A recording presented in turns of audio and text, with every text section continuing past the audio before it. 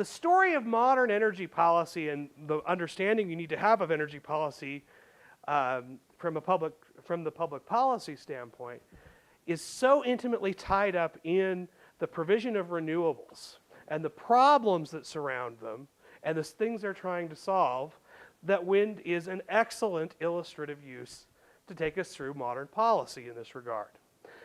Now, we're going to structure this a little bit because we're going to talk about true cost of wind. Okay? Now, what do I mean when I say true cost? What do we mean when we say cost? The resources required to create something? The resources required, exactly. Okay? And we're interested in that in energy in particular because different energies end up having different costs and they will end up having different benefits as well. So what do we mean when we say true cost? Well, there are some costs that are relatively easy to account for. There are some costs that we can look at and say, these are the costs that go into something in order to build a windmill, buying the turbine, leasing the land, setting it up, having the crew in order to run it. Those are costs that are relatively simple to estimate, and they're pretty straightforward, right? If you think it through, most of you could sit down and at least conceivably come up with a way that you want to try to estimate these things. But it turns out that the price consumers pay at the end for wind power is not the same either as the cost is not the same as the total cost to society of wind power. They end up paying a price that's different. So in order to understand what we're going to do with wind power, we have to know what the cost to consumers, also known as the price of the energy, plus the other costs to society are.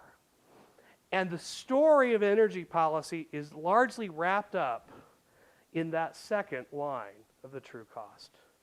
So why do we care about energy policy? Why does energy matter? Energy production ends up being a precursor to oh so many things that exist in the economy. That if in fact you're going to power consumer goods, you're going to power factories, you're going to power automobiles, they're tied to the ability to produce energy. Now, does anybody want to guess what the energy market looks like in the US? I know you're all going to assume that it is a free market paradise in the production of energy, right? Is that what it is? Okay, louder. You have a name? It's a nightmare of regulations and government control. It's a nightmare of regulations. Yeah? From what I understand, in most industries, the state sponsors monopolies. Okay, state sponsors monopolies. So you have what are known often as public service commissions, that if they're not a state monopoly, where the state actually owns it, the state is centrally regulating and setting the price they can charge. Ian? Some energy sources are heavily subsidized. Yes. So you bring up the regulation. The flip side of regulation is the subsidy market, and energy in the US, particularly renewable energy, is very heavily subsidized. It's based on fear rather than efficiency. Okay, fear rather than efficiency. What do you mean by that? Well, for instance, nuclear is extremely efficient, but we have this irrational fear of the waste produced by it. Okay, so we have some fear of nuclear.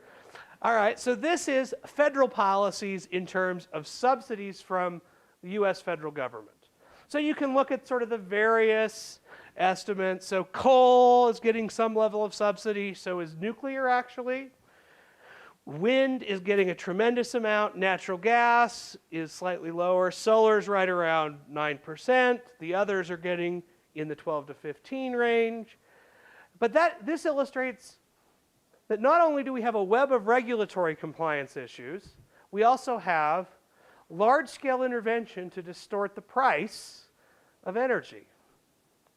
Because the end price, even in coal, fossil fuel-based, the price consumers pay is something different than what the market price would be absent. And if you look at wind in particular, it's substantially different. And in fact, here, this graph lays out where we get our electricity from in particular. So you can sort of see there's not a ton there. So the little tiny sort of yellow sliver is wind. Wind's about 2%. If you look at solar, it's that next little percent there. And if you look at the others, which are there, we're getting less than about 20, we're getting right around 20% from what could be classified into the renewable category. Although that other one also actually includes a tiny amount of petroleum that gets burned to make electricity. Now, all the wind power we consume is produced inside the U.S. Transmission of wind, you cannot move the wind to have it generate someone else, and you cannot transmit electricity across vast distances. Yes. There's got to be some kind of issue with the storing of the energy. Yeah. Do we store? So this is a great question. Do we store electrical energy? Somebody said no, right?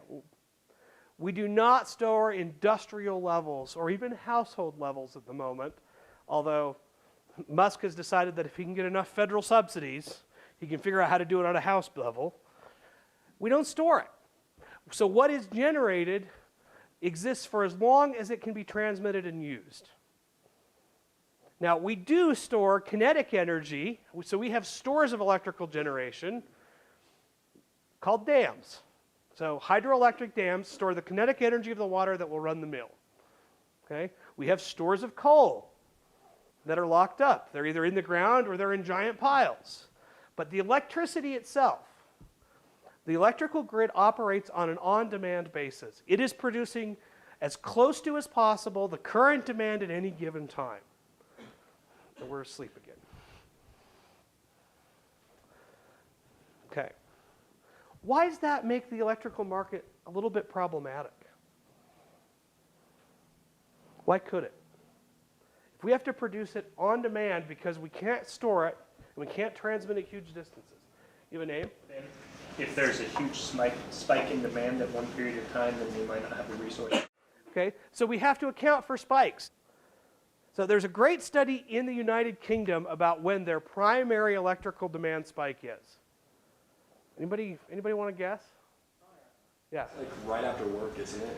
It's right at the traditional tea time in Britain when everybody plugs in an electric kettle. Okay? And so you see a sudden, short-lived spike. And somehow you have to produce the electricity necessary to meet that in an on-demand scenario. So how do you do that?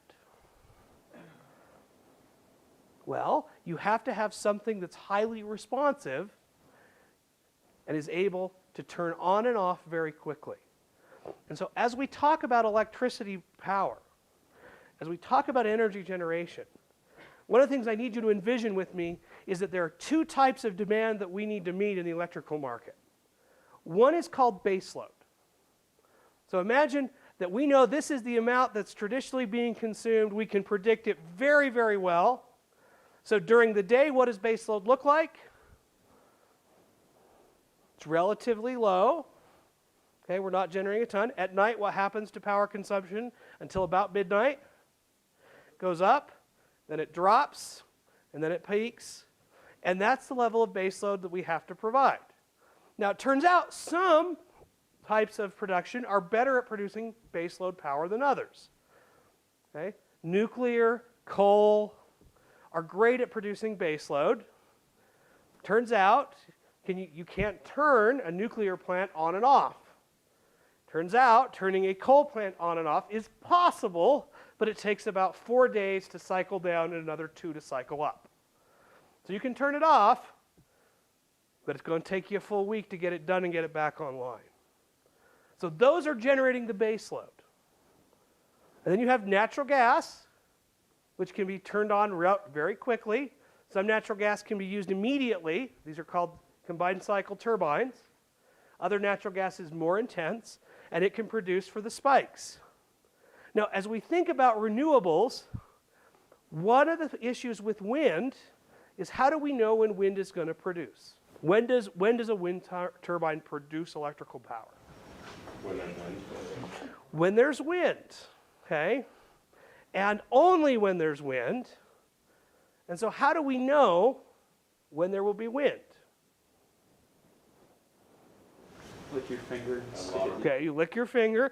We're a little bit better than that. We're not quite in those days where we're only going to look out at the world and say, use our senses to determine. We know when wind is more likely, and we have good patterns of when wind blows, but we know it blows at some of the times that are interesting. The greatest production of wind is at night, when base load is lower, when our total demand is lower. And so for the first few hours as we go into night, wind is producing and consumption is high, and that's okay. But as we come into daylight, you start to see the reduction. Now, despite the fact that wind isn't a terribly good peak producer, it really has to be thought of as being in base load and still has to have a backup of something else that can be cycled on. We've seen the number of federal wind-related initiatives by agency. This is 2011.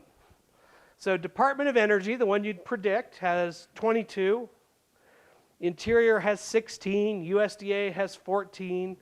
Commerce has 11. Treasury has 10. EPA and NSF have 3.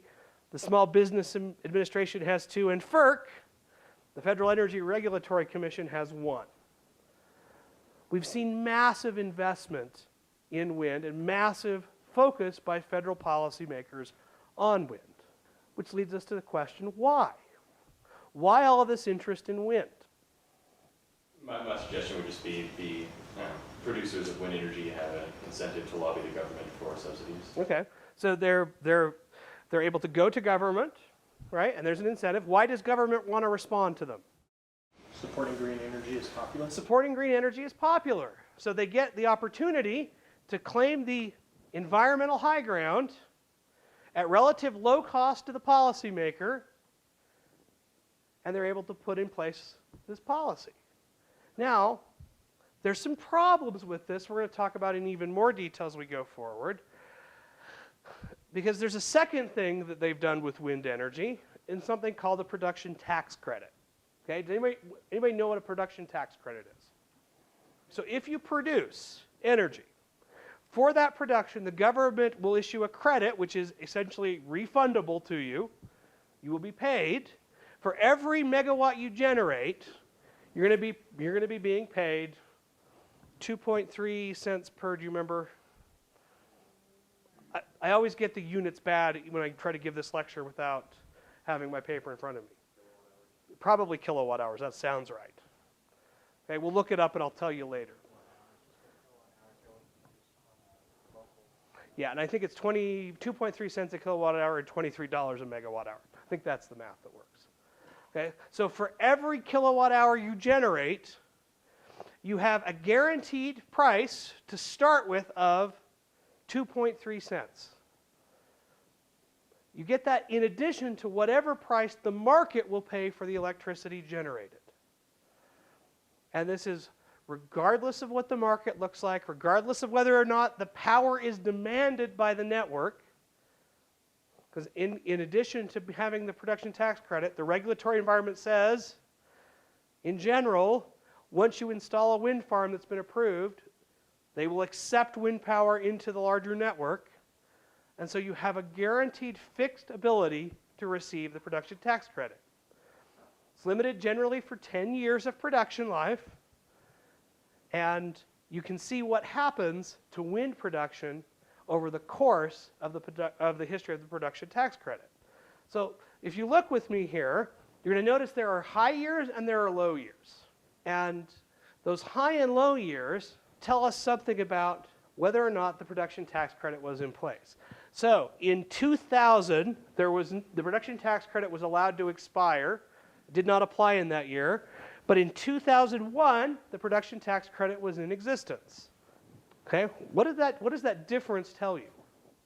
It says that supply is flexible, that they're producing more for some reason in 2001, and we might have the hypothesis that it's because of this PTC, but we need more data, and we have to look across the whole spectrum, and we see that places where PTC has a problem or is allowed to expire, so in 2012, it's in force. In 2013, it expires. What happens for the installation of wind? It drops dramatically, right? Okay, these are new wind installations. I should make that clear from the total. This is expansion on total installed wind. Okay? So they build almost no new wind in 2013. Yeah. Doesn't that just show that it's unprofitable? It seems to indicate that the subsidy is what's enticing people into the marketplace.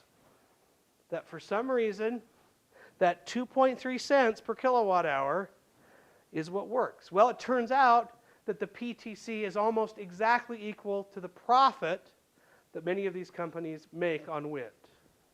Now, we saw that a bunch of other energy sources also got subsidies. And so you can imagine something similar playing out, although to a much smaller scale, that whether or not they choose to produce is tied to whether or not the subsidy is available. This is particularly true in solar, although the subsidies are less, and it's somewhat true historically in natural gas. Not currently, those subsidies are way down. Now, let's talk a little bit about what the total of these policies have been. So the federal policies increase that larger true cost of wind when we think about both the cost to consumers and the larger societal costs. So they're estimated at about $5 billion a year since 2009 in terms of real dollars that come up. But we've also seen a reduced reliability in the energy grid because when wind is on, they cycle down other things. And wind is not as predictable as a natural gas generator or a coal generator. And then there's also the question of opportunity cost. So a tremendous amount of capital investment goes into the creation of wind farms, and we don't have a good way of estimating what those costs would look like, where those funds could go, those capital funds, if in fact they weren't being drawn to the guaranteed return of something like the production tax credit or a regulated market. Now, so that's the first so we can trace wind through its own production cycle in terms of regulation and in particular subsidies. But there's a second set of policies that impact this because it's not just the federal government that's gotten involved in regulating the energy market. State governments have also jumped into the center of this with things they call renewable portfolio standards. It's a mandate that electrical generating companies will produce by a date certain. So all of the red states, except for Kansas, which repealed about 2 weeks ago, have RPS standards that require by a date certain a percentage of the energy in their state to be generated from renewable sources. And when they say renewables, they generally mean 4 things: wind, solar, biomass, geothermal. Generally, hydroelectric does not count. So look at some of these. So, for example, New York State. By 2015, by this year, they're supposed to generate 29% of electricity from renewable sources. Texas has a relatively small one. They have almost 6,000 megawatts by 2015 by this year, but it's still a mandate. California's is the largest in the country. There's talk of raising it again. It's 33% currently. And you can look through, and anything in orange is a goal, which is slightly different. It doesn't have a mandate. It's still a goal. But in general, even in Utah, which is one of the reddest of the red states, the goal has led to substantial changes in state agency policies in order to push towards this. So one of the state agencies that encourages the reaching of this goal is the Public Service Commission. They're set up to monitor the pricing of electricity and other things, but generally electricity at this point, and any producer that's offering in the states. Often these are quasi-monopolies at the very best, where they own the lines, they own the pipes. So these are things like natural gas providers to homes. These are things like Rocky Mountain Power in the West. They have to approve all price changes through the Public Service Commission. And you can imagine that if you're in that level of a market and your state has a goal and the Public Service Commission is pushing towards that goal, it gets a little uncomfortable if you say, yeah, we know it's the goal, but we're not interested in meeting it. And so even in states with a goal, which in my mind is slightly better, you've seen lots of pushes to this. Now, some of the goals are a little bit amusing. South Carolina has a very specific goal, and you could guess on public choice grounds how they get there, which is they have a goal of 2% of electricity production from solar. Who would want a mandate of 2% from solar? Solar companies, right? And those, you can see they've cropped up in a number of the states with those specific requirements. And so you have 28 states plus DC, and 2 territories have a standard. As I said, Kansas just changed theirs. And 10 states and 2 territories have goals. Policy has become almost ubiquitous of either a goal or a standard for renewable electricity generation across the country. Now, think this through with me for a second. So we have large-scale federal subsidies for things like renewable energy, and then we have state mandates for use. Tell me about what that market does. Does it do most of the things a market should do?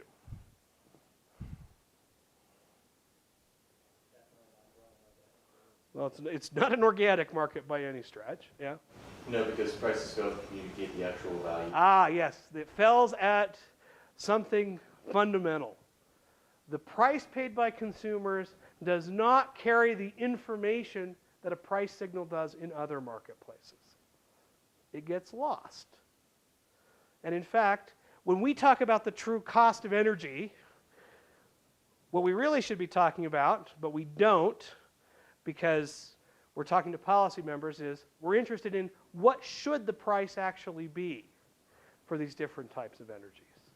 If we had a market actually working that was transmitting this information well, what would the price look like? What would those externalized costs that are being transferred either through subsidy or mandate, if they had to be taken in, what would the actual price look like? All right. Well, there's been some folks that have tried to do some estimates about what the price of solar should be. They're kind of all over the board. You've got Lazard, NAREL, and EIA that they have some assumptions built into them that essentially the market's working pretty well. Okay? They would argue that there's very little distortion happening, particularly Lazard. Lazard has been hired by lots of the renewable industries to do the estimates. And they're arguing that per megawatt hour for wind, the total cost is about $59 per megawatt. On the other side, you have Tanton and Taylor, which have attempted to bring in a whole bunch of the things we listed that I'll show you here in a second, and they come up with about $151, and even EIA is well above the industry's own estimations at $80. Interestingly, does anyone know, the most interesting part of all of this is the price per megawatt hour of wind is not anywhere near $59 even. Even Lazard indicates that in fact there are cost transfers happening. So this is the cost breakdown. Okay? So the biggest cost for wind is in capital costs. And then you have operating and maintenance costs that add up to the general cost. But then you also have things like capacity factor, which come in, that they estimate based on how much these windmills produce. And this is measured in percent of the time they're actually generating electricity by the blade spinning. So the low is 33% and the high is 41%. So even in the high estimates, windmills are not operating 60% of the time to generate. In a worst case scenario, they're operating about a third of the time. Not terribly high capacity factors. Now, what's the impact of baseload cycling? So you can see the difference between Giberson and Taylor-Totten and part of why they emerge at different. Giberson says it's $2 per megawatt hour. Taylor-Totten says it's 23. Might indicate we don't have good information here, that we have such varied estimates. Transmission costs, again, you see substantial differences. but it does in fact cost to transmit electricity. There are social and environmental costs, which I'm usually loath to add this slide to any presentation because we're really, really bad at estimating them. But there are costs to the carbon benefits of wind when you have to refire up the coal plant or the natural gas plant. The turn-on process produces more carbon emissions than an ongoing running. And then we have our favorite one, which is the bird and bat deaths. Birds and bats who come into contact with large windmills don't win. They die for a whole host of reasons, but there are substantial kill that happens. And in fact, one of the few industries that gets a strong exemption from ESA requirements in order to get lots of incidental take permits is the wind industry in terms of endangered birds and bats. They get expedited kill permits or take permits compared to other industries. Cost of subsidy range is pretty wide.